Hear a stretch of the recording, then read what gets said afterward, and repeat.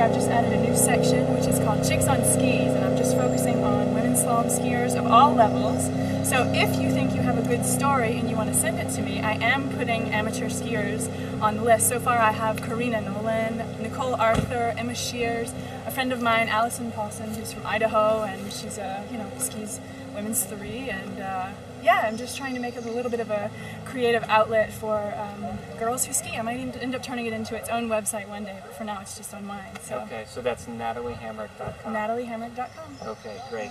Let's talk about some of the relationships that you've had in skiing that are important to you. You mentioned one already, Connolly Skis. Yes. Maybe you can talk about that relationship and why it's important to you, but maybe some of the others as well. Yeah, I've skied with Connolly for 5 or 6 years now, and since day one, they are open ears to Jamie, Wade, Williams, Terry Winter, me, even Frederick is a part of the team now.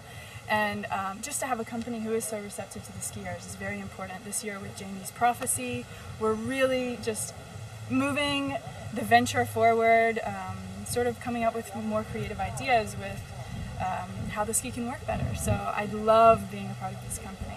Okay. Another one that I've been with, actually since my very first year skiing as a professional skier, is Malibu. Malibu has been very loyal to me. I've been loyal to them as well. This is a great boat company. I'm very happy with what Mastercraft is doing here, but my heart is with Malibu because these guys are just great. Not to mention that the boats that they make are pretty awesome. Yeah, they're great. And then this year I have new sponsors actually in Geneva. It's the ski lake where I train, which is called Eurolac.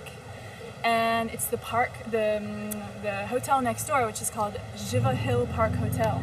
Okay. So if you're ever in the vicinity of Geneva, Switzerland, this is a lovely place to come and hang out. Yeah. yeah. Well, talk to me a little bit about how the differences or similarities between slalom skiing culture in the United States versus Europe.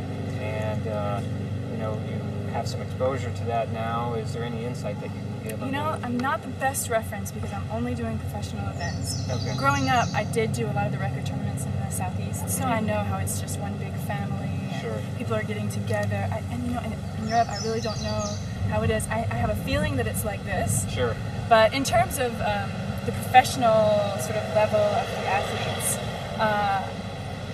it's pretty phenomenal. I mean, in France, you have some incredible skiers coming out of there right now. Italy, obviously, with Thomas de Gasperi, all of these Italian slalom skiers are incredible.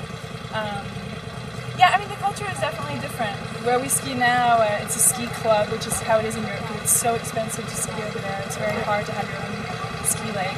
Growing up, I only ever skied at ski lakes like this that are privately owned. So that's a big difference, I would say. Sure.